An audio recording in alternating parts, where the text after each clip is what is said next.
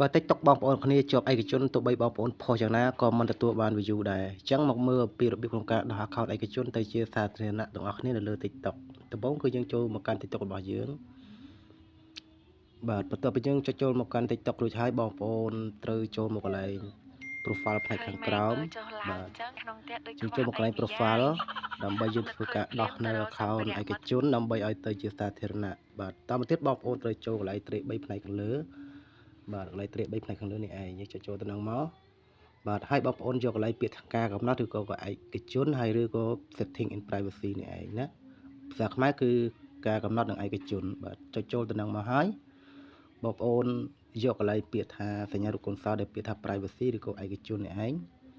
បាទបងប្អូនចុចលើនឹងមួយទៅត្រង់ចំណុចនេះបើសិនជាក្នុងករណីវាបើកដូចនេះបើនៅតែវាបិទទេបើន័យថាជា account សាធារណៈហើយប៉ុន្តែបើសិនជាក្នុងករណីវាបើកគឺជា account ឯកជនអញ្ចឹងបងប្អូនត្រូវធ្វើការបិទប៉ុណ្ណឹងគឺជាការស្រេចអរគុណមានប៉ុណ្ណឹងជួបខ្ញុំវីដេអូបន្ទាប់ជម្រាបលាបងប្អូនបាយបាយ